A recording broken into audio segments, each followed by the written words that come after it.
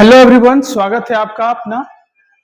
आज हम लोग पढ़ने वाले हैं पहला जो पॉलिटिक है, चैप्टर है 12th क्लास का, जो कि काफी मोस्ट वीवीआई क्वेश्चन है जो सीधे तौर पे आपको एग्जाम में आने वाले हैं। ठीक है, चलिए शुरू करते हैं। और ये काफी इंपॉर्टेंट क्वेश्चन है जो कि सीधे तौर पे आपको एग्जाम में आएंगे। ठीक है, चलिए शुरू करते हैं।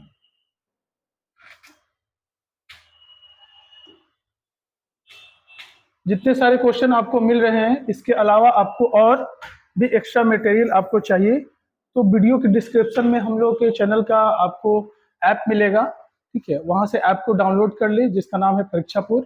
फिर आपको कंसल्ट हमारी टीम की नंबर भी दी हुई है जो कि वीडियो के डिस्क्रिप्शन में है। वहां से आप कांटेक्ट करके बात वगैरह कर सकते हैं। इसके अलावा जो मटेरियल है और एक्स्ट्रा कुछ जो कि आपके एग्जाम में 100% आने वाले हैं, जिससे आप अभी तक नहीं पढ़े भी हैं तो आपकी बेड़ा पार हो जाएगी। चलिए शुरू करते हैं। काफी इंपॉर्टेंट क्वेश्चन है और 100% आपको एग्जाम में आने वाले क्वेश्चन है।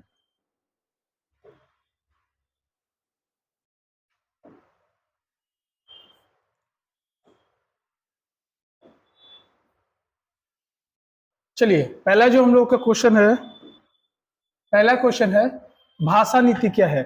तो भाषा के चलते देश में किसी प्रकार की अड़चन या बवाल ना हो, ठीक है, उसे ही क्या कहते हैं, भाषा नीति कहते हैं। यानी देश में जितने सारे भाषा हैं, ऐसे तो देश में बहुत सारा भाषा है, लेकिन ऑफिशियल अभी तक आपको 114 भाषा है। ठीक है, तो मतलब कि वैसा नीति जिसके चलते, मतलब भाषा के चलते देश में कहीं बवाल वगैरह अड़चन वगैरह ना हो, उसे ही भाषा नीति कहते हैं। अभी तक 114 भाषाओं को ना जो है ना ऑफिशियल के तौर पर मान्यता मिली है। ऐसे आपको 8वीं अनुसूची में इसकी भाषा की चर्चा की गई है, जो अभी तक 22 भाषाओं को सम्मिलित किया जा चुका है। ठीक है, चलिए नेक्स्ट क्वेश्चन हम लोग देखते हैं।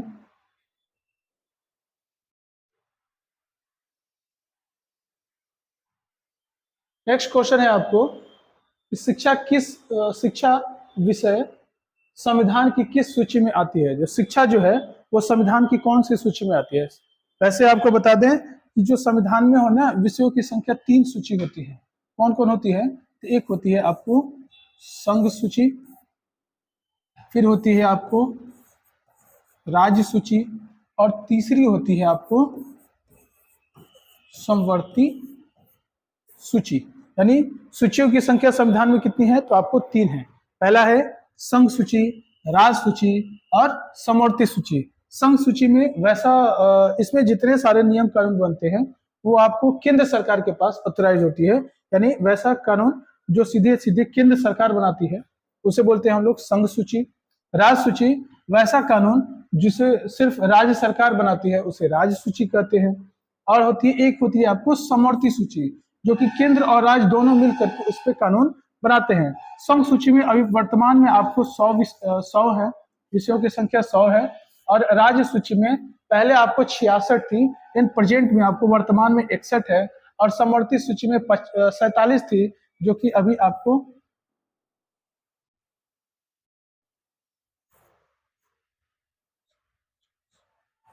52 हो चुकी है। यानी संघ सूची में कितनी है? तो 100 है, राज्य सूची में 61 है, और समवर्ती सूची में आपको 52 जो है ना विषयों की संख्या है। ठीक है, तो जो शिक्षा जो है, शिक्षा, ये शिक्षा कौन से में आता है? तो ये आपको समवर्ती सूची में आता है। नेक्स्ट क्वेश्चन हम लोग देखते हैं। सारे इंपॉर्टेंट क्वेश्चन है जो कि सीधे तौर पे आपको एग्जाम में आने वाले हैं, इसीलिए ध्यान से देखें और पढ़ें। चलिए नेक्स्ट क्वेश्चन है हमारा, राजनीतिक दल किस प्रकार के सत्ता में साझेदारी करती है। ठीक है, देखिए, लोकतंत्र में व्यापारी, उद्योगपति, किसान, शिक्षक, औद्योगिक मजदूर जैसे संगठन सरकार की विभिन्न समितियों में प्रतिनिधित्व करती है। जैसे जितने सारे लोग हैं इंडिया में, या तो आपको बिजनेस से रिलेटेड हो, या व्यापारी हो, या मजदूर हो, या कोई भी शिक्षक वगैरह जो भी हो, है ना, वो लोग क्या करते हैं, सरकार चुनने में मदद करते हैं। क्योंकि वोटिंग होती है आपको 18+, जिनकी उम्र 18 होती है वो वोट वगैरह देते हैं। तो जिनको चुनते हैं वैसे ही सरकार बनती है। तो उन लोगों का जो मकसद क्या होता है कि मान लो कि ऐसा सरकार को चुना जाए जो कि हम लोगों के हितों के बारे में सोचे। ठीक है। और वो लोग डायरेक्टली नहीं, इनडायरेक्टली तौर पर, जैसे ही मान लो कि कोई सांसद विधायक को जो चुनते हैं तो उन पे प्रेशराइज करते हैं कि हम लोग आपको वोट किए हैं, आप मेरा मुद्दे को ले जा करके वो सदन में उठाइए और हम लोगों की मांगों को ऐसे नहीं ऐसे होनी चाहिए, ठीक है। लेकिन क्या होता है, जो कि दूसरे साइड से होते हैं, मान लो कि आपका सांसद हुआ, फिर दूसरे पार्टी का भी तो सांसद होगा, फिर वो क्या करते हैं, वो अलग दबाव डालते हैं कि नहीं ऐसा नहीं होना चाहिए, ऐसा होगा तो हम लोगों का कमी होगा, उन लोगों की फायदा होगा। ऐसा नहीं होना चाहिए कि कोई विशेष समुदाय या जाति को फायदा हो और बाकी सबको नहीं हो, ऐसा नहीं चलना चाहिए। तो इसी को मतलब कि मिला जुला करके बैलेंस क्रिएट किया जाता है कि मतलब कि समाज में सभी को एक जैसा ही हो, ऐसा फील ना हो कि इसके लिए ज्यादा कानून अच्छी होगी और इनके लिए बुरी कानून होगी। तो मतलब कि संविधान में ऐसे करके मिला करके चलाया जाता है, ठीक है। चलिए नेक्स्ट क्वेश्चन देखते हैं हम लोग।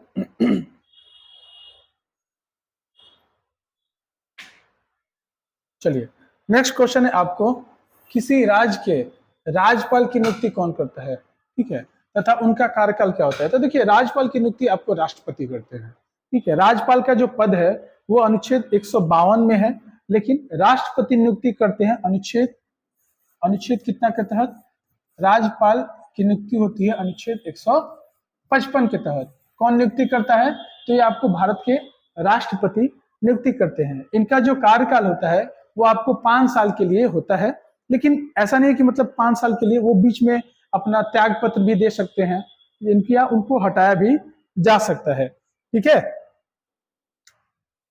चलिए नेक्स्ट क्वेश्चन हम लोग देखते हैं, काफी अच्छे क्वेश्चन है जो कि सीधे तौर पे आपको एग्जाम में आने वाले क्वेश्चन है। चलिए नेक्स्ट क्वेश्चन है, सामाजिक न्याय क्या है। तो जो सामाजिक न्याय एक ऐसा सामाजिक व्यवस्था है जिसमें मानव जीवन की मूलभूत आवश्यकता की उपलब्धि समाज के प्रत्येक वर्ग को समान रूप से कराई जा सके। मतलब कि सामाजिक न्याय वैसा व्यवस्था है जिसमें समाज के प्रत्येक वर्ग, गरीब अमीर, सब कुछ सबको एक जैसा व्यवस्था, यानी जो उसकी मूलभूत जो सुविधा है उनको क्या किया जाए, अवेलेबल कराया जाए। इसे ही हम लोग बोलते हैं सामाजिक न्याय। इसके अतिरिक्त सरकार द्वारा लाई गई विभिन्न योजनाओं का लाभ राष्ट्र के प्रत्येक नागरिकों को समान रूप से मिले। अब मान लो कि ऐसा सरकार के तहत नियम कानून बनना चाहिए जिससे गरीब अमीर सबको मिलना चाहिए, जो मूलभूत जो है ना उनको सुविधाएं मिलने अनिवार्य है, ठीक है। इसी ही हम लोग बोलते हैं सामाजिक न्याय। नेक्स्ट क्वेश्चन हम लोग देखते हैं, देखिए नेक्स्ट क्वेश्चन है, लोकसभा में विपक्ष का नेता कौन होता है। देखिए विपक्ष का जिसकी जो ही पार्टी की बहुमत, दल वाले तो अपना सरकार बनाएंगे, ठीक है। उसके बाद जिनका बहुमत नहीं आया, मान लीजिए कि आपको लोकसभा में 543 सदस्य चाहिए, है ना, 543 सदस्यों की चुनाव होती है जिसमें आपको 272 सीट आना अनिवार्य है। तो जिनकी 272 पुड़ गई उनकी तो भाई सरकार बन गई, लेकिन जिनकी 272 नहीं पूरी, यानी उनसे कुछ कम है, 100 है, 50 है, 200 है, और बाकी कोई मान लो 10 है, 5 है, तो मतलब विपक्ष में है वो, ठीक है, मतलब उनकी तो सरकार बनी नहीं, लेकिन विपक्ष में भी सबसे ज्यादा जिनकी संख्या होगी सीटों की, वही आपको क्या बनेंगे, विपक्ष दल की, यानी बहुमत उधर साइड से लोकसभा के जो है ना वो आपको विपक्ष के नेता, जिसे हम लोग प्रतिपक्ष नेता भी बोलते हैं। अभी आपको प्रतिपक्ष नेता कौन है, राहुल गांधी है, ठीक है, नेता बनते हैं। चलिए नेक्स्ट क्वेश्चन हम लोग देखते हैं,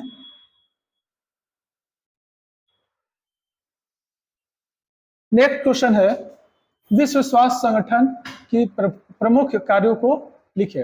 देखिए विश्व स्वास्थ्य संगठन के द्वारा विश्व के प्रत्येक राष्ट्र के नागरिकों को स्वस्थ सुदृढ़ रहने के लिए दवाइयां एवं आर्थिक सहायता दी जाती है, ठीक है। मतलब इनका जो काम है कि प्रत्येक जो आपको क्या विश्व स्वास्थ्य संगठन जो है, इनका कोई मतलब कि पूरा वर्ल्ड में कोई गरीब अमीर जो भी देश है, इनका मूलभूत इकाई क्या होती है, उस देश में हर एक नागरिक को, यानी वर्ल्ड में सभी लोगों को जो मूलभूत इकाइयां हैं स्वास्थ्य से रिलेटेड, उनको मुहैया कराया जा सके, या कोई एनजीओ वगैरह चला करके, जैसे यूनिसेफ वगैरह हुआ या और जो भी होता है, उनसे चला करके मान लो कोई देश में पोलियो वगैरह का प्रकोप ज्यादा है या कम है, तो वैसे देशों में एनजीओ के थ्रू या सरकार के थ्रू वैसे वहां पर दवाई वगैरह ये सब अवेलेबल कराती है। कौन कराती है? तो विश्व स्वास्थ्य संगठन कराते हैं। इसका जो सबसे ज्यादा अहम योगदान हुआ था आपको कोरोना काल में, इसका विश्व स्वास्थ्य संगठन का काफी, WHO का काफी ज्यादा अहम योगदान हो रहा था। यानी ये सबसे पहले देख रहे थे कि कौन से कंट्री में सबसे पहले टीका बन रहा था। टीका बनने के बाद इंडिया से जो टीका बने थे वो एक्सपोर्ट भी कर रहे थे दूसरे दूसरे, WHO कुछ लिया, इंडिया ने उनको दिया, फिर इसके बाद दूसरे वगैरह कंट्री में भी क्या हुआ था, उसको डिस्ट्रीब्यूट भी किया गया था। चलिए नेक्स्ट क्वेश्चन हम लोग देखते हैं। देखिए नेक्स्ट क्वेश्चन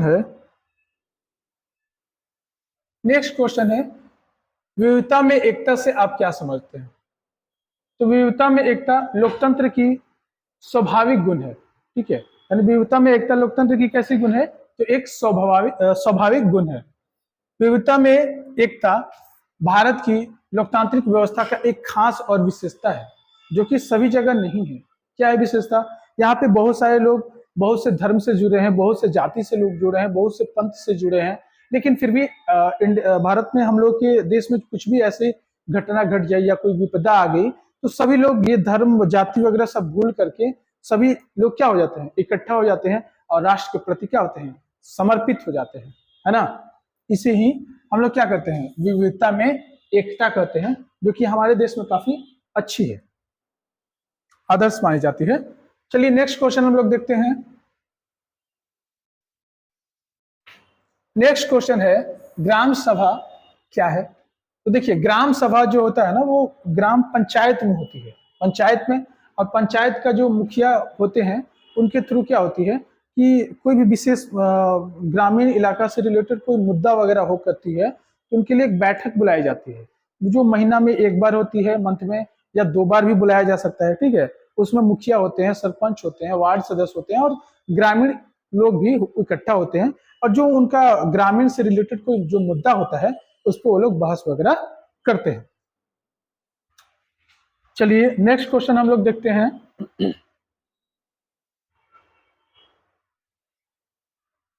नेक्स्ट क्वेश्चन है आपको, जल प्रदूषण के कौन कौन से कारण है? तो जल प्रदूषण आपको बहुत कारणों से हो सकती है, ठीक है। जैसे जल में मृदा, जंतु, मूल मूत्र और कूड़ा करकट आदि फेंकने से क्या होता है, जल प्रदूषण होता है। जितनी भी सारी गंदगी है, आप मान लो पटना उटना में आप जाते हो, जितने बड़े बड़े शहर वगैरह हैं, तो सारे जितने नली वगैरह होते हैं वो कहाँ जाते हैं, गंगा नदी में जाते हैं, या कोई दूसरे जो साइड से जो भी शहर में नदी अवेलेबल होती है उसी में जाता है।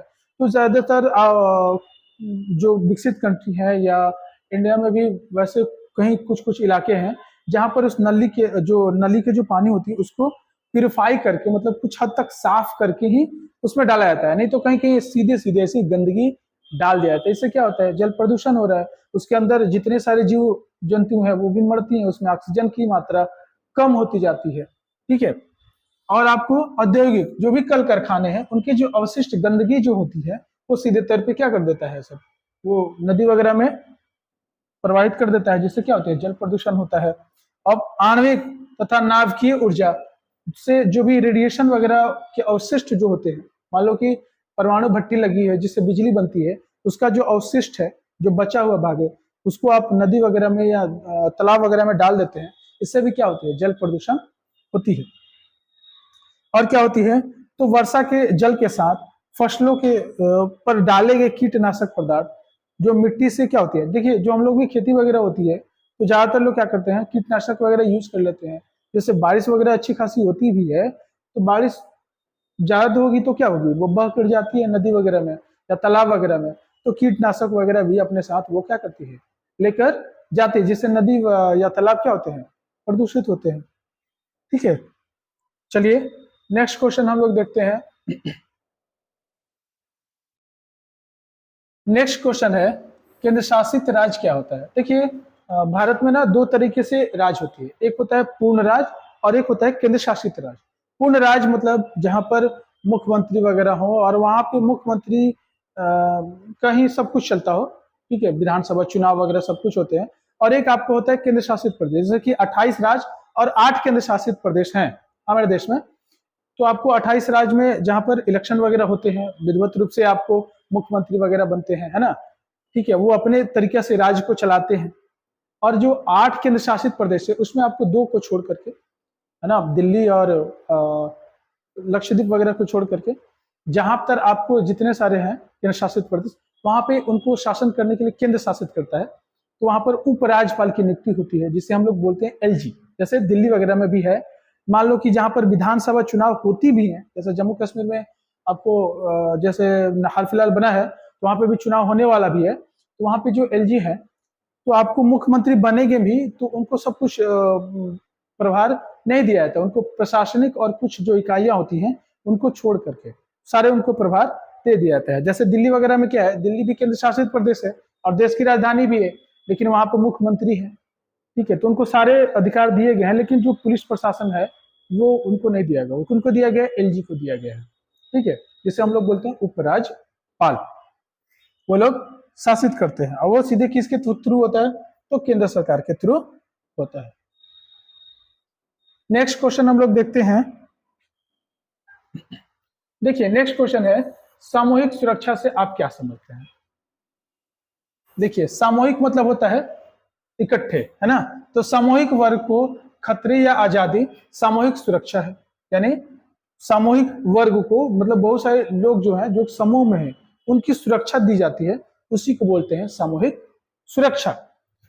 मानव का अस्तित्व और देश का जीवन खतरे से भरा है और इन खतरों से मुक्ति का मतलब होता है सामूहिक सुरक्षा। जो है मानव जो है उनकी जो है ना वो सुरक्षा प्रदान की जाए जो सामूहिक रूप से, उसे ही बोलते हैं सामूहिक सुरक्षा।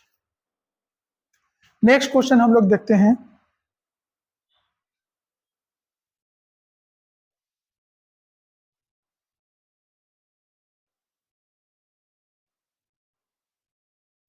चलिए नेक्स्ट क्वेश्चन है, परमाणु युद्ध के प्रभावों का वर्णन करें। सीधी बात, तो देखिए परमाणु जो युद्ध है वो तो अच्छी चीज नहीं है ना। परमाणु युद्ध आपको कब हुआ था यूज, सबसे पहले आपको 1945 ईस्वी में यूएसए के द्वारा यानी अमेरिका के द्वारा परमाणु परीक्षण किया गया था, उसको बनाया गया था और जुलाई वगैरह में बना था।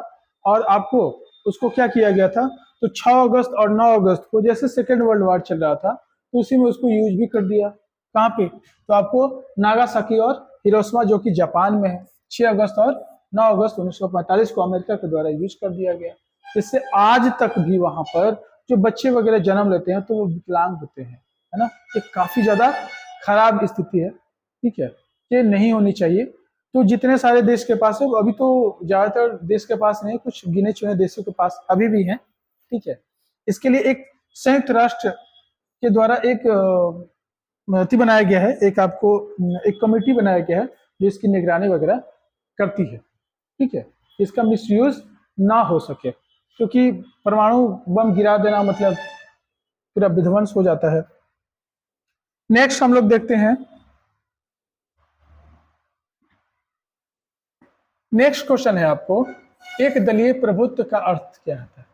देखिए भारत में बहुदलीय व्यवस्था है, बहुत सारे देशों में क्या होता है कि एक दलीय या 2 दलीय होती है। जैसे आपको चाइना बगल का पड़ोसी देश है, वहां पर उसका जो दल है, जैसे हम लोग का क्या है, एनडीए है, कांग्रेस है, आरजेडी है, जेडीयू है, सपा है, बहुत सारे जो है ना पार्टियां हैं, है ना, बहुत दलीय व्यवस्था है। और जो चाइना वगैरह में वहां पे जो आपको पार्टी है उसको बोलते हैं पीएलए, एक ही को दल है, एक ही दल से आपको राष्ट्रपति बनते हैं। जैसे आपको इंग्लैंड वगैरह में वहां पे 2 दल है, एक ठीक है, एक लेबर पार्टी और एक कंजर्वेटिव पार्टी, ठीक है। अमेरिका में भी 2 दल है। तो इस तरह इन लोगों की ना 2 दल 1 दल की व्यवस्था है, लेकिन हमारे जो देश में है वहां पर बहुदलीय की व्यवस्था है, यानी बहुत सारे दल है। इनको जो मेजोरिटी लानी है 543 में से 272 सीटें लानी है, यदि उनकी आई तो सही, नहीं तो गठजोड़ करके मिला जुला करके भी सरकार ये लोग बना लेते हैं, ठीक है। चलिए नेक्स्ट क्वेश्चन हम लोग देखते हैं।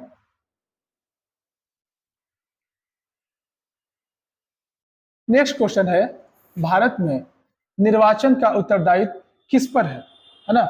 जो भारत में निर्वाचन होते हैं, लोकसभा में होते हैं, फिर आपको इधर विधानसभा में होते हैं, मुखिया सरपंच, ये लोग का इलेक्शन करवाता कौन है, तो इन लोगों का इलेक्शन कराता है निर्वाचन आयोग। ठीक है। निर्वाचन आयोग के जो अध्यक्ष होते हैं, इनकी नियुक्ति जो कौन करता है, तो आपको राष्ट्रपति करते हैं। ये किसी भी के दबाव वगैरह में काम नहीं करते हैं और ये टाइम से ही आपको इलेक्शन वगैरह कराते हैं। ठीक है। नेक्स्ट क्वेश्चन हम लोग देखते हैं। नेक्स्ट क्वेश्चन है शिमला समझौता के दो मुख्य विशेषता क्या है। तो देखिए, शिमला जो समझौता हुआ था तो सीधी तौर पर आपको पता होगा कि 1971 में युद्ध हुआ था। कब? 1971 में। आपको पता ही है, एक इधर भी पाकिस्तान था और एक प्रेजेंट वाला इधर भी पाकिस्तान था। इसको ये लोग हम लोग को बोलते थे पूर्वी पाकिस्तान और इसको बोला जाता था पश्चिमी पाकिस्तान। तो 1971 में युद्ध होने के चलते इसको क्या किया गया, पाकिस्तान से इसको आजाद करवा दिया गया, जिसके थ्रू क्या गया था कि इंडिया से इन लोगों ने युद्ध कर दिया। किसने? पाकिस्तान के लोगों ने। ठीक है। तो इंडिया ने क्या किया, इनको बुरी तरह से हरा दिया। और अभी तक हिस्ट्री में वर्ल्ड में सबसे रिकॉर्ड सिलेंडर है, लमसम 1 लाख सैनिकों ने, है ना, लगभग आपको 93,000 सैनिक, 1 लाख से 93,000 सैनिक जो है ना, वो सिलेंडर बोले थे। बताइए इतनी बड़ी क्या कहें। और फिर भी अभी तक बोलता है सब पाकिस्तान वाला कि इंडिया से युद्ध करना है, इंडिया को हरा दिए हैं। पता नहीं कैसे, मतलब कैसे बोलता है। ठीक है। बताइए हिस्ट्री में अभी तक इतना बड़ा सिलेंडर, वर्ल्ड वार भी हो गया तो नहीं हुआ। वर्ल्ड वार 2 हुआ ना जी, फर्स्ट वर्ल्ड वार और सेकंड वर्ल्ड वार, उसमें भी इतना बड़ा सिलेंडर नहीं हुआ। लेकिन ये लोग पता नहीं कैसे बोलता है। 93,000 फौज ने क्या किया था, सिलेंडर बोला था। ठीक है। तो 71 में हुआ युद्ध। तो 72 में क्या हो गया, बहुत सारे इंडियन आर्मी ने क्या किया था कि आपको लाहौर वाले के हिस्से तक ले, पाकिस्तान के बहुत सारे हिस्से तक वहां पे कब्जा कर लिया था। वहां तक सेना पहुंच गई थी। कुछ पाकिस्तान की भी सेना थे जो इस तरफ भी कुछ हिस्से में आ गए थे। तो जो समझौता हुआ, शिमला समझौता, उसमें बोला गया फर्स्ट ऑफ कि जो आपके जो इतने सारे बंदी जो बने हैं 93,000 1 लाख के आसपास, इनको क्या किया जाए, इसको रिहा कर दिया जाए, आप इनको भाई ले जाइए।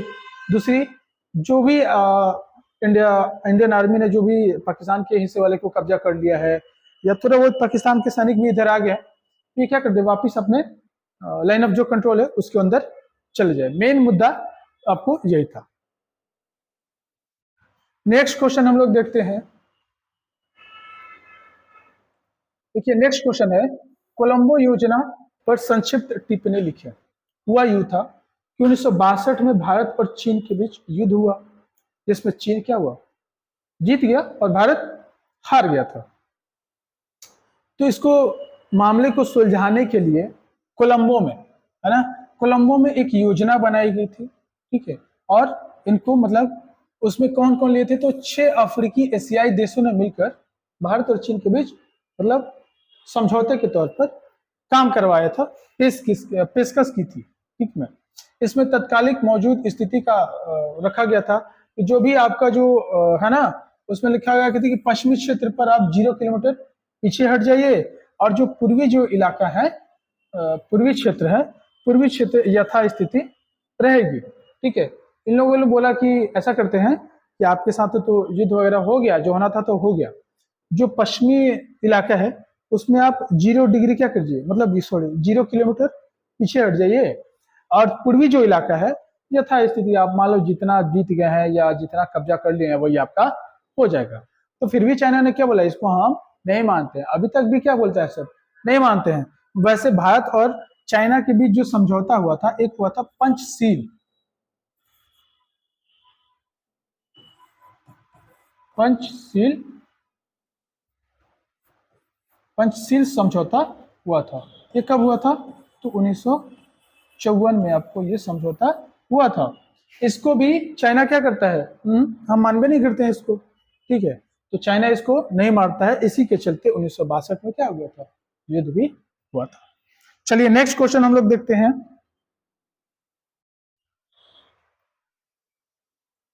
चलिए नेक्स्ट क्वेश्चन है, भारत बांग्लादेश के बीच विवाद के मुख्य उद्देश्य क्या है। तो भारत और बांग्लादेश के बीच तो कोई खास विवाद नहीं था, मतलब भारत को एक मैत्रीपूर्ण देश बांग्लादेश समझता था, क्योंकि बांग्लादेश का निर्माण ही भारत के दम पे हुआ है। ठीक है। तो हल्का फुल्का जो भी मुद्दे थी इनके बीच विवाद की जो भी कारण थी, वो आपको नदी जल विवाद, जो कि आपको बहुत सारे डैम वगैरह बनाकर इंडिया गवर्नमेंट ने रखा भी है, एक तरफ से ठीक ही है ना। फिर दूसरा क्या है, शरणार्थियों की समस्या, जो भी बांग्लादेश से इधर आ जाते हैं लोग, उनकी भी समस्या है। ठीक। और तीसरी बात क्या है, तो बांग्लादेशी नागरिकों की भारत में अवैध घुसपैठ, मतलब अवैध तरीका से आ जाते हैं। ठीक है। और कांटेदार तार का विवाद भी है, मतलब कि भारत और पाकिस्तान, सॉरी, भारत और बांग्लादेश के बीच जो बाउंड्री खींची गई है वो कांटेदार से खींची गई थी। इसको बोला था कि कभी इधर है तो कोई बोलता है उधर है ना, थोड़ा बहुत क्या है। और सबसे इंपॉर्टेंट है आपको चकमा शरणार्थियों की वापसी की समस्या। यही सारे मुद्दे जो है ना भारत और बांग्लादेश के बीच, पर वो जो है ना ये मुद्दा गर्म था। नेक्स्ट क्वेश्चन हम लोग देखते हैं। देखिए जो जितने सारे इंपॉर्टेंट क्वेश्चन है दोस्तों, ये काफी इंपॉर्टेंट है और हूबहू आपको एग्जाम में एज इट इज ऐसे ही आते हैं। ठीक है, तो प्लीज वीडियो को अच्छे से देखिए, और हो सके तो आप लोग नीचे डिस्क्रिप्शन में इसका लिंक दिया हुआ होगा, इसको आपको कोर्स को परचेज कर लीजिए। इस पीडीएफ जो भी है, इसके अलावा और सारे भी मटेरियल आपको अवेलेबल कराए जाएंगे, जो कि आपको एग्जाम में सेम हूबहू वही क्वेश्चन आएंगे। यदि आप वैसे मटेरियल को पढ़ लेंगे तो एक्चुअली आपको 90+ स्कोर आना 100% श्योर है।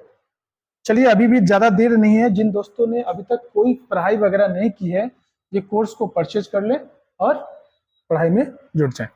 चलिए, नेक्स्ट क्वेश्चन हम लोग का है, मार्शल योजना क्या है।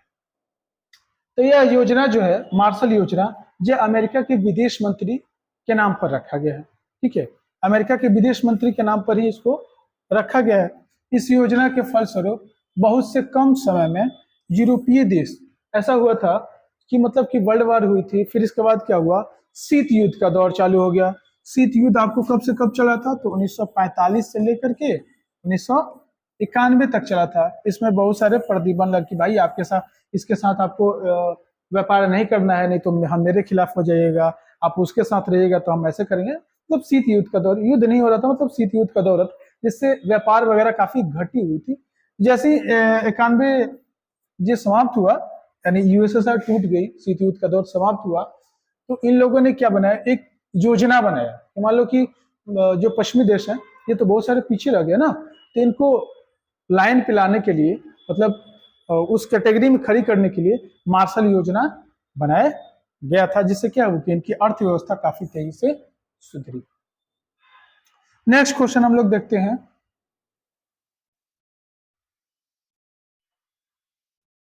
चलिए, नेक्स्ट क्वेश्चन है, यूरोपीय आर्थिक समुदाय, ठीक है, से आप क्या समझते हैं। तो यूरोपीय आर्थिक समुदाय देखिए क्या है, जैसे शीतकाल का, शीत युद्ध का जो दौर चल रहा था, शीत युद्ध का दौर कब से कब चला था, तो 1945 से लेकर के आपको 91 तक। ठीक है, शीत युद्ध का दौर चल रहा था। तो शीत युद्ध के दौरान बहुत सारे है ना प्रभाव हो गए थे, मतलब प्रभावशाली समुदाय थे, जिससे अर्थव्यवस्था काफी ज्यादा चरमरा गए थे। ठीक है, तो यूरोपीय सामान्य बाजार भी कहा जाता है, अच्छी नहीं चल रही थी। तो इस यूरोप के कुछ देश जो हैं, फ्रांस और पश्चिमी जर्मनी, इटली, नीदरलैंड, बेल्जियम तथा लग्जमबर्ग शामिल थे। क्योंकि जो कौन सा संगठन है, तो यूरोपीय आर्थिक समुदाय। इस संगठन का निर्माण यूरोपीय कोयला, स्टील, है ना, ये मतलब कि औद्योगिक क्षेत्र को बढ़ाने वगैरह के लिए इसको किया गया। जैसे ही ये सक्सेसफुल रहा, सफल रहा, तब क्या हुआ, आपको 1961 ईस्वी में, कब, 1961 ईस्वी में आर्थिक संघ की एक सफल संगठन बन गया। 1961 ईस्वी आते आते ये काफी सक्सेसफुल संगठन बन गया, और इसमें अब ब्रिटेन देखा कि भाई ये तो संगठन अच्छा काम कर रहा है, इससे हमको बेनिफिट होगी। जैसे ही लगा कि ब्रिटेन को भी लगा कि ये जो संगठन है काफी अच्छी काम कर रही है, और इसमें जितने सारे देश जुड़ रहे हैं वो अच्छे डेवलप कर रहे हैं, तो ब्रिटेन ने क्या बोला कि हमको भी इस ग्रुप में ऐड कर लो। तो ब्रिटेन आपको 1973 ईस्वी में क्या हो गया, इस जो कि यूरोपीय आर्थिक संघ है इसमें ऐड हो गया, जुड़ गया। चलिए, नेक्स्ट क्वेश्चन हम लोग देखते हैं।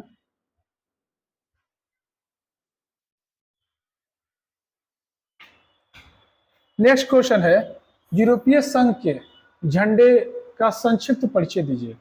देखिए, यूरोपीय संघ के जो झंडा होता है ना, वो सोने के रंग के सितारे का घेरा यूरोप के लोगों की एकता और मेल मिलापता का प्रतीक है। जो उनके झंडे होते हैं उस पर क्या होता है, तो सोने के रंग के सितार होते हैं। ठीक है, इन सितारों की संख्या कितनी होती है, 12 होती है। कितनी होती है, 12। ये 12 शुभ संकेत प्रतीक माना जाता है इन लोगों के लिए।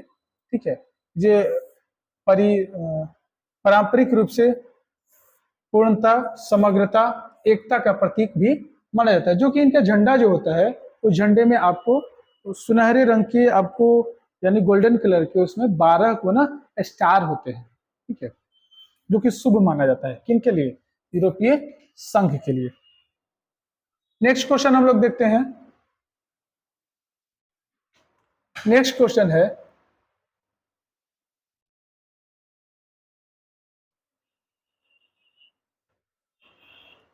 नेक्स्ट क्वेश्चन है आसियान के झंडे का संक्षिप्त रूप लिखिए। देखिए आसियान जो है ना, इसमें 10 सदस्य होते हैं। ठीक है, तो आसियान के झंडे का प्रतीक चिन्ह में धान की 10 बालियां होती हैं। धान की बालियां आप लोगों को पता ही होगी, देखे भी होंगे। तो जो धान की बालियां होती है, सिर्फ वैसे ही उसमें कितनी संख्या होती है, तो 10 बालियों की संख्या होती है, जो दक्षिण पूर्व एशिया के 10 देशों को इंगित करती है। आसियान में कितने सदस्य हैं, तो 10 है। ठीक है, जो आपस में मित्रता और एकता के धागे से बंधे हैं, उसी को क्या करता है, दिखाता है। यानी वृहत आसियान की एकता का प्रतीक के रूप में मानता है। जो कि झंडे होते हैं उसमें धान की बालियां रहती हैं और उनकी संख्या कितनी होती है, तो 10 होती है, जो उनके सदस्य देशों की संख्या के रूप में इंगित करती है। चलिए नेक्स्ट क्वेश्चन हम लोग देखते हैं। नेक्स्ट क्वेश्चन है आपको, 1978 में चीन द्वारा मुक्त व्यापार की नीति का परिचालित किया गया। यानी 1978 में चीन के द्वारा, जैसे शीत युद्ध का दौर चल रहा था, तो उसी बीच क्या किया, चाइना ने क्या किया, समझदारी वाला काम करके उन लोगों ने क्या बोला, ओपन द्वार की नीति, यानी खुले द्वार की नीति को अपनाया। तो उस समय जो चाइना का जो राष्ट्रपति होंगे, उनका नाम क्या था, उनका नाम था श्याओपेंग। क्या नाम था, डेंग श्याओपेंग था।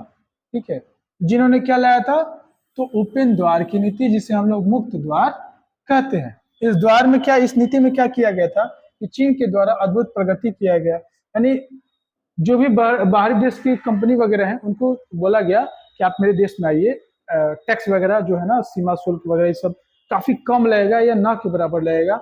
और चाइना की जो जनसंख्या काफी ज्यादा बड़ी थी। ठीक है, तो यानी चिप सस्ते ले, आपको स्किल्ड वर्कर भी यहाँ पर क्या हो जाएंगे, मिल जाएंगे। और गवर्नमेंट में वहाँ की एक ही वो पार्टी है, तो कोई ज्यादा विरोध कर नहीं सकता है। एक बार आसानी से आपको जहाँ कहिएगा वहां पर आपको हम सेटलमेंट कर देंगे, वहां पर अपना उद्योग धंधा चला सकते हैं। तो बहुत सारे कंपनी ने वहां पर, बहुत सारे कंपनियों की होड़ लग गई। शीत युद्ध का दौर चल रहा था, तो चाइना में बहुत सारी कंपनी लग गई। आज चाइना चाइना हो गया, वहां पर बहुत सारे कल कारखाने हैं, मैन्युफैक्चरिंग का हब है। नेक्स्ट क्वेश्चन हम लोग देखते हैं।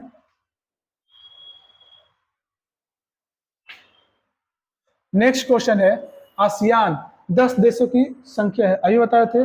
आसियान में कितने सदस्य हैं, तो 10 हैं। और धान की बालियों की संख्या जिसके इनके झंडे पर है, वो भी कितनी है, 10 है। तो 10 कौन कौन से देश हैं आपको, तो है पहला है इंडोनेशिया, दूसरा है मलेशिया, तीसरा है फिलीपींस, चौथा सिंगापुर, थाईलैंड, फिर है दारुसलाम, फिर इसके वियतनाम, लाओस, म्यांमार और कंबोडिया। कौन कौन है, तो Indonesia, Malaysia, Philippines, Singapore, Thailand, Darussalam, Vietnam, Laos, Myanmar, Cambodia. ठीक है, यानी 10 है। कहां पे, तो आसियान के 10 सदस्य हैं। नेक्स्ट क्वेश्चन हम लोग देखते हैं। तो चीन में विदेशी व्यापार उल्लेखनीय वृद्धि लाने के लिए 2 कारकों का उल्लेख कीजिए। यानी चीन में जो विदेशी व्यापार आया, क्यों आया, तो 1978 में क्या किया गया था, चाइना के द्वारा खुले द्वार की नीति को अपनाया गया था। और इसमें यही बोला गया था कि आप मेरे देश में आइए, जहां भी आपको आप जहां, मतलब कि चाइना के मैप में आप जहां उंगली रख दीजिए, वहां पर आपको जमीन मुहैया करा दिया जाएगा। सारे तरीके से आपको हर कुछ अवेलेबल कराया जाएगा, काफी सस्ते पर। ठीक है, मजदूर वगैरह भी मिल जाएंगे। तो बहुत सारे कंपनी ने इधर आकर उद्योग धंधे चालू कर दिए, जैसे चाइना की प्रगति क्या हो गई, काफी बढ़ गई। विदेशी फॉरेन जो है ना वो इन्वेस्टमेंट काफी है। नेक्स्ट क्वेश्चन हम लोग देखते हैं। नेक्स्ट क्वेश्चन है, भारत ने संयुक्त राष्ट्र में चीन की सदस्यता की वकालत क्यों की? देखिए, विडंबना है कि जब यूएनओ जब स्थापना हो रही थी, यूएनओ यूएनओ का गठन आपको हुआ था 1945 में। इसमें 5 अस्थायी मेंबर हैं, ठीक है। तो जब स्थापना हो रही थी तो उसी समय ही इंडिया इसका सदस्य बन गया था, ठीक है। और इन लोगों की काफी मंशा थी कि इंडिया को इस देश में क्या किया जाए, इंक्लूड किया जाए। लेकिन इंडिया उस समय जनसंख्या के मामले में पीछे थी और देश आजाद होने वाली थी और नए नए देश आजाद उस समय हुई भी थी। तो इंडिया इस चक्कर में नहीं पड़ना चाह रहा था कि कुछ हो जाए या ना हो जाए। उसने किसको समर्थन कर रहा था? इंडिया समर्थन कर रहा था आपको चाइना को, क्योंकि चाइना की संख्या उस समय जनसंख्या काफी ज्यादा बड़ी थी। इसीलिए इंडिया बोलता था कि इस रीजन में चाइना यदि चला जाएगा तो हम लोगों की बात को वहां पर रखेगा। यानी सबसे बड़ा जो सपोर्टर जो था कंट्री वो इंडिया था, जो कि चाइना को इसमें P5 का मेंबर बनाने के लिए सपोर्ट कर रहा था। आज वही चाइना है जो इंडिया इसमें आपको यूएनए के सदस्य बनने के लिए काफी आतुर है। और इसका नियम यह है कि जिसके 5 अस्थायी मेंबर है, ये जब तक ये पांचों आपको राजी नहीं देंगे, मतलब कि आपको ये पांचों अप्रूवल नहीं करेंगे, तो आप सदस्य बन नहीं सकते हैं। 4 अप्रूवल दे देता है तो चाइना रंग बदल लेता है, बोलता है कि नहीं ऐसा नहीं होगा, हम देवे नहीं करेंगे। अब चाइना बोलता है कि इंडिया को इसमें नहीं बनना चाहिए, ठीक है। तो यही है आपको। नेक्स्ट क्वेश्चन हम लोग देखते हैं।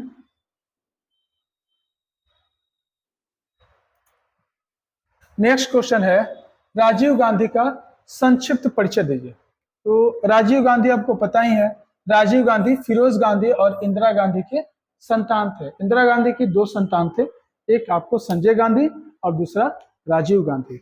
इनके पिता का नाम था क्या? फिरोज गांधी, ठीक है। 1944 ईस्वी में इनका जन्म हुआ था और 1980 ईस्वी के बाद ये राजनीतिक रूप में क्या हुए थे? सक्रिय हुए थे। और जैसे ही इंदिरा गांधी की डेथ हो गई 1984 ईस्वी में, तो 84 ईस्वी में क्या हुए? भाई मतलब बहुमतों से क्या हुए थे? जीत गए थे। और ये देश के अभी तक सबसे हिस्ट्री में, मतलब अभी तक हम लोग के जो देश के इतिहास में सबसे युवा प्रधानमंत्री के रूप में इनको जाना जाता है। किनको? तो ये आपको राजीव गांधी को जाना चाहता है। नेक्स्ट क्वेश्चन देखते हैं हम लोग। नेक्स्ट क्वेश्चन है, आनंदपुर साहिब प्रस्ताव सिखों एवं देश पर क्या प्रभाव? तो आनंदपुर साहिब का प्रस्ताव सिखों का जन समुदाय पर बहुत बड़ा कम असर पड़ा, मतलब सिख इससे काफी ज्यादा खुश नहीं हो पाए। क्योंकि यहाँ पर क्या हुआ था, 1980 के बाद अकाली दल की जो सरकार थी, है ना, उसको सरकार ने क्या किया था? बर्खास्त कर दिया था, ठीक है। और उसका असर ये पड़ा कि पंजाब और उसके जो पड़ोसी जो राज्य हैं, है ना, पानी के बंटवारे के लिए जो मुद्दे के लिए जो आंदोलन हुआ था उसको समझाने के लिए ये आनंदपुर साहिब का प्रस्ताव रखा गया था। तो वोटिंग ही काफी कम हुई, ठीक है ना, लोग वोटिंग ही नहीं कर पाए, नहीं दिए, ठीक है। तो नहीं देने से क्या हुआ कि इन लोगों का मनोबल बढ़ गया। किनका? अकाली दल वगैरह इन लोगों का। नेक्स्ट क्वेश्चन हम लोग देखते हैं। नेक्स्ट क्वेश्चन है, 1990 ईस्वी के दशक के मध्यवर्ती वर्षों में पंजाब में शांति किस तहत आ गई और इसके क्या अच्छे परिणाम दिखाई दिए? तो 1992 में पंजाब राज्य में आम चुनाव हुए, लेकिन गुस्से में आई जनता ने दिल से मतदान में भाग नहीं लिया। केवल 22%, सोच सकते हैं कितना कम, 22% तो वोटे ही पड़ा, ठीक है। तो 22% मतदाताओं ने मत का प्रयोग किया। यद्यपि उग्रवाद को सुरक्षा बलों ने अंततः दबा दिया, लेकिन अनेक वर्षों तक पूरी जनता, हिंदू और सिख दोनों कष्ट और यातना झेलना पड़ा। जो कि वहां की जो जनता थी, जनता बहुल वहां कौन इलाका, पंजाब वगैरह में कौन सबसे ज्यादा आपको सिख हैं और हिंदू हैं, ठीक है। इनको काफी ज्यादा दिक्कतों का सामना करना पड़ा। जनता गुस्सा थी, 22% लोगों ने मत ही दिए थे, वोट ही दिए थे, तो ऐसा था। नेक्स्ट क्वेश्चन हम लोग देखते हैं। नेक्स्ट क्वेश्चन है, 1962 के बाद 1979 तक भारत चीन के बीच संबंध का उल्लेख कीजिए। तो पता ही है आपको, पंचशील समझौता हुआ था 1954 ईस्वी में। पंचशील समझौता को नहीं मानने के कारण भारत चाइना युद्ध हुआ था 1962 में। जैसे युद्ध हो गई तो खटास बढ़ गई, इंडिया और चाइना की काफी डिस्टेंस बढ़ गई। इस डिस्टेंस को कम करने के लिए क्या हुआ कि देश के पहले जो विदेश मंत्री के तौर पर श्री अटल बिहारी वाजपेयी का नाम जाना जाता है, इन्होंने वो चाइना के दौर पर गए, क्योंकि चाइना ने ओपन द्वार की नीति के चलते काफी कल कारखाने लग रहे थे और काफी ज्यादा तेजी से विकास हो रहा था। तो जो पहले जो विदेश मंत्री थे, वो विदेश मंत्री के तौर पर श्री अटल बिहारी वाजपेयी जी ने चाइना की यात्रा की है। ठीक है, इसके बाद अब प्रधानमंत्री की बारी आई, तो नेहरू जी जो थे वो चाइना जाते थे। नेहरू जी के बाद कोई प्रधानमंत्री चाइना जाता ही नहीं था, क्योंकि 62 में युद्ध हो गया था। तो इसके बाद जो थे वो आपको राजीव गांधी जी, यानी बतौर प्रधानमंत्री के तौर पर वो चाइना के दौरे पर गए। और इसके बाद क्या हुआ कि इंडिया और चाइना के बीच काफी ज्यादा समझौते वगैरह, एमयू पे हस्ताक्षर वगैरह हो गए और काफी हद तक मामला लाइन पर, मतलब रास्ते पर आ गई और काफी ज्यादा व्यापार वगैरह होने जोर शोर से चालू हो गया। Next question. चलिए आज के लिए क्लास इतना ही था। ठीक है, मिलते हैं नेक्स्ट क्लास में। आशा करते हैं वीडियो आपको अच्छी लगी हो। ठीक है, तो आप लोग से विनम्र निवेदन है, जिन बच्चों ने अभी तक कोई तैयारी वगैरह नहीं की है, वो आपको डिस्क्रिप्शन के नीचे इसका एप्लीकेशन का लिंक दिया गया है। 5 तारीख तक आपको ऑफर चल रही है हमारे कोर्स पर। ठीक है, 5 सितंबर तक आप इसको ले सकते हैं ओनली फॉर 400 रुपये में। ठीक है, जैसे ही 5 सितंबर के बाद होगी आपको 599 रुपये पे करना पड़ेगा। तो आप लोग जितना जल्दी हो सके इस कोर्स को परचेज कर लिए और हम लोग के साथ जुड़ जाइए। और भी इसके अलावा आपको इम्पोर्टेंट जो भी क्वेश्चन बन सकते हैं, आपको क्वेश्चन प्रीवियस ईयर का क्वेश्चन वगैरह होते हैं, तो वो भी आपको इंक्लूड किया जाएगा और डेली क्लास चल ही रही है। ठीक है, मिलते हैं नेक्स्ट क्लास में, तब तक के लिए धन्यवाद।